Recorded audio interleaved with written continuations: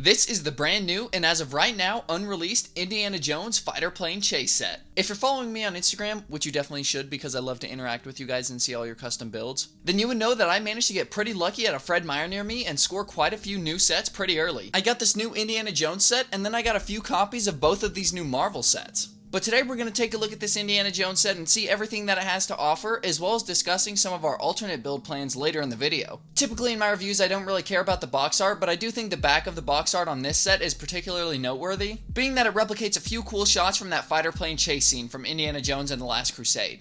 This set comes with a solid minifigure lineup, starting of course with Indiana Jones, and then we have his father, Professor Henry Jones Sr. standing next to him, and lastly we have a simple pilot minifigure to pilot the plane and chase down our heroes. We've got a fresh new Indiana Jones with all new prints on his entire body. As well, it comes with that new hat and hairpiece combined into one mold, which does look really good, but I gotta admit it took a little bit of getting used to just because I love that classic Indy minifigure so much. But this updated one with the new hairpiece is definitely an improvement. And he's also the only minifigure in this set to have an alternate face expression. And next up we have his father, Professor Henry Jones Sr. And this is a solid minifigure with good printing on his chest and a good print for his face as well. Leg printing would have been nice, but I guess there really isn't much they could do with it other than add in a few wrinkles and maybe a pocket here or there. I believe the hat piece he has is the exact same one from the classic Indy sets. And as well, he comes with a printed tile that you're supposed to put in his hands, and I don't really remember this movie that well, so if somebody in the comments could educate me on what this is, let me know down below. And last up, we have the pilot minifigure, which has some pretty plain printing, but it's not really bad. It's overall just some plain flight suit printing, and then he has this older Lego helmet and goggles pieces that bring me back to the old N1 Naboo Starfighter sets. Maybe I haven't been buying the right sets, but I haven't really seen this helmet and these goggles pop up too many times recently in Lego. But this set has a really solid lineup of minifigures with plenty of little accessories as well. Now that we've covered these minifigures, let's take a look at the fighter plane chase itself. We of course have our fighter plane, and then we have the vehicle for the fighter plane to chase down, but we also have this small environment build with a few signs on it that point you towards Berlin and warn you of a tunnel ahead. It's a very small and simple build, but it's a nice little inclusion, especially with that tunnel warning sign on the top.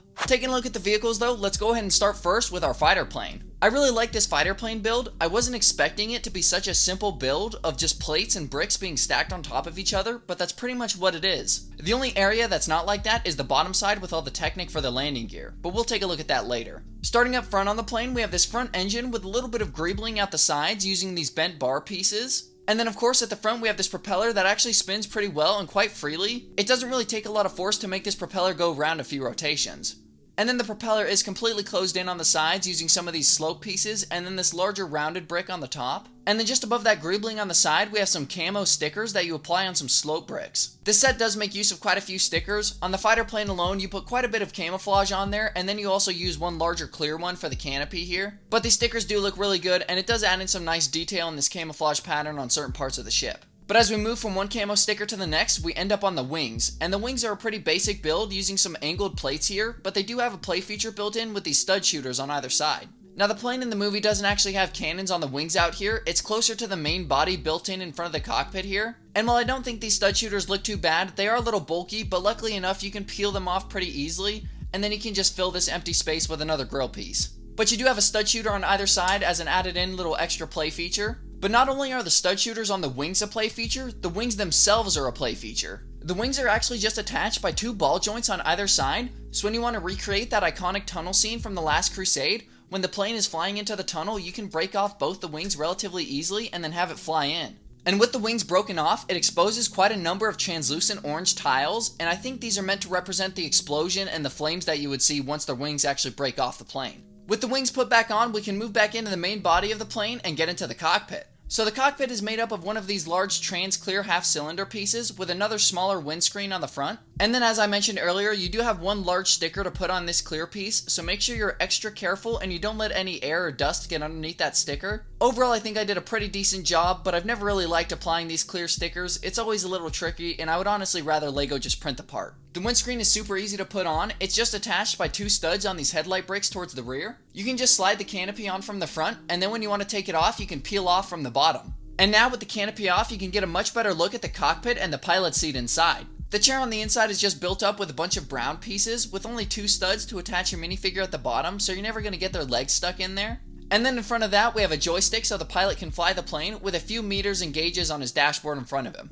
And speaking of the pilot, getting them in there is actually rather easy. It's a very open cockpit space with plenty of finger space to get your minifigures in there.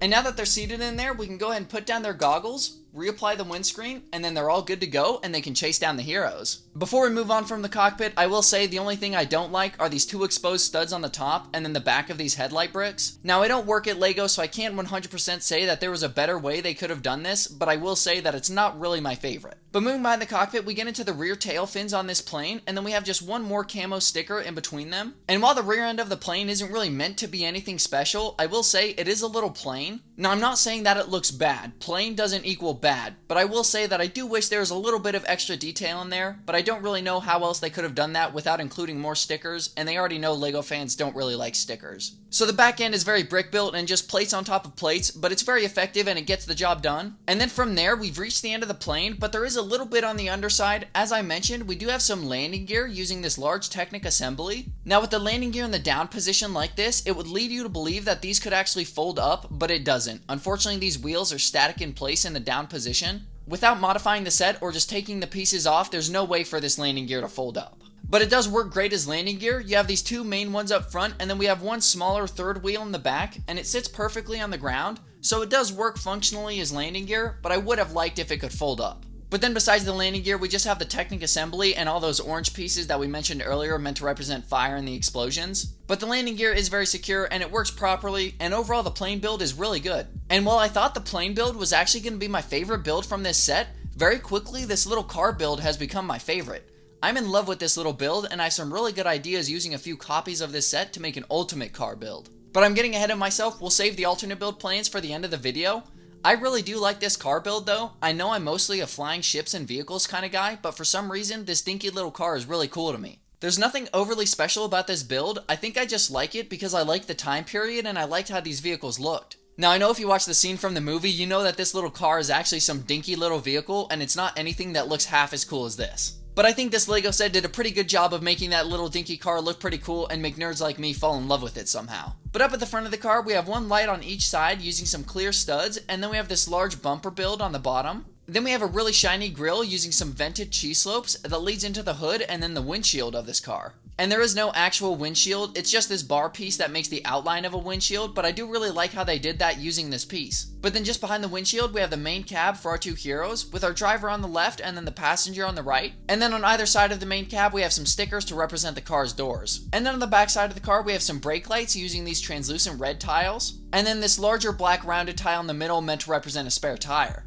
But then just behind the seats in the cab, we actually have a little bit of cargo space. The set comes with this larger chest, and then as well, a smaller little briefcase build that slots just perfectly behind the figures. I'm still not sure what this tile is, but you can take it out of the professor's hand or use the extra one that the set comes with and close it into this little briefcase. And then this briefcase slides just perfectly into this L-shaped smooth piece right here. And then inside this chest, I have a little bit of stud shooter ammo with some extra minifigure accessories as well. And once you filled your chest full of minifigure accessories, you can put it on these jumpers in the rear back here, so it sits just perfectly behind your passengers. And then you can also take this little briefcase and slot it just right in front of that chest there. Now we have the two heroes sitting up front with all their minifigure accessories stored just right behind them. And with that, that pretty much covers the entire build. But before we head to an outro, I promised you guys my alternate build plans. So my plan is to take 3 or 4 of these sets. I want to keep it at 3 to keep it accessible for you guys. But I want to take 3 copies of this set, and then I want to take 3 cars and put all 3 cars together. And then I want to take 3 planes and put all 3 planes together.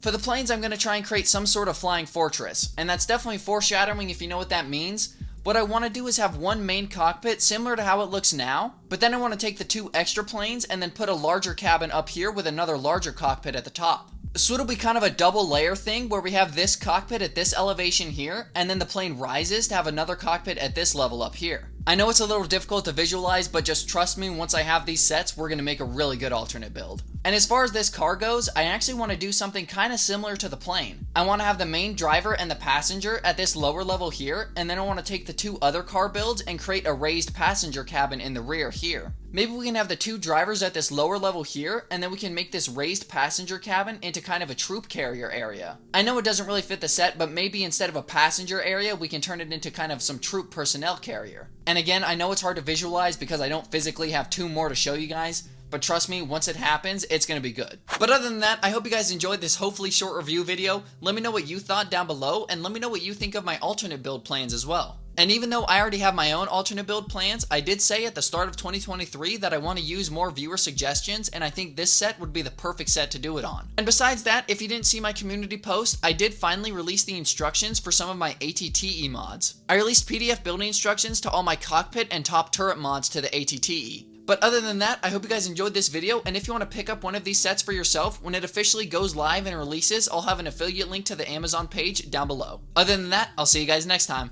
Peace, fellas.